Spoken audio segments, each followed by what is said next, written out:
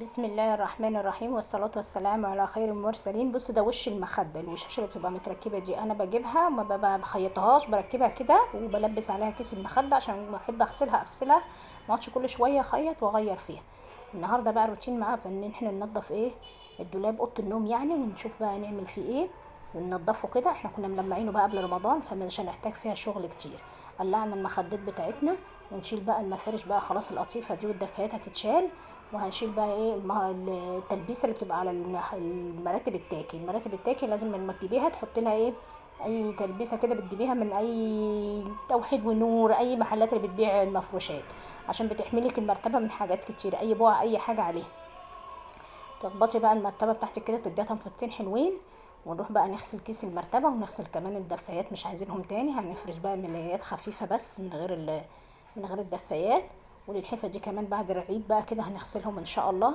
هنشيلهم كده وهنغسلهم، مش هفرش الملايه غير لما اغسل الكيس بتاعها.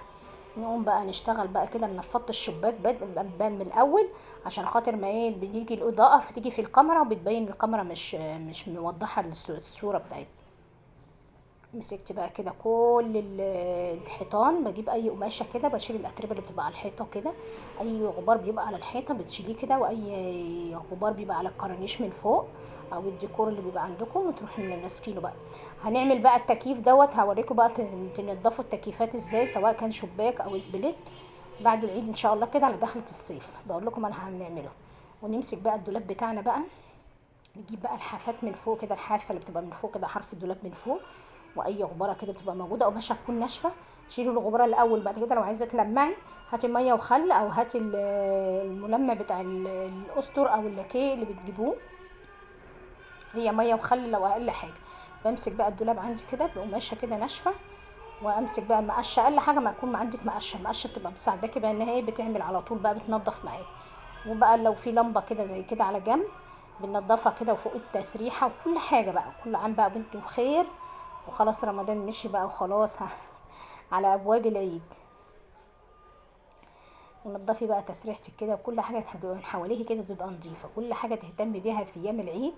بتشيلي بقى كل حاجه. وهنغير المفرش ده، هنجيب مفرش تاني. كل حاجه بقى تبقى قدامك بقى، وشيلي بقى كل لمعي التسريحه من بره ومن جوه ومن فوق ومن تحت كده، اي غبار بيبقى عليها، كل حاجه تحب تعيد معاكي يعني، ما تشيليش اي حاجه. دي المكنسه والمكوه محطوطين تحت التسريحه في الحته الفاضيه كده. بتنضفي بقى وتلمعي بقى كل حاجه سريعا كده قد ما تقدري، وتجيبي مفرش بقى جديد، شوفي بنحط على التسريحه ايه، وتنضفي بقى اي حاجه فيها غبار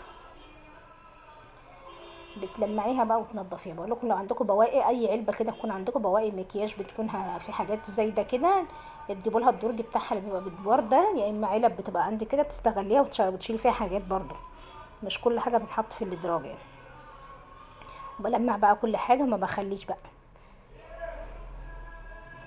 امبارح بقى انا نزلت فيديو يمكن مش مسجله عليه، قلت ما انزله كده من غير صوت بقى ايه، اجرب كده مره. واشوفكم في فيديو جديد واقول لكم باي.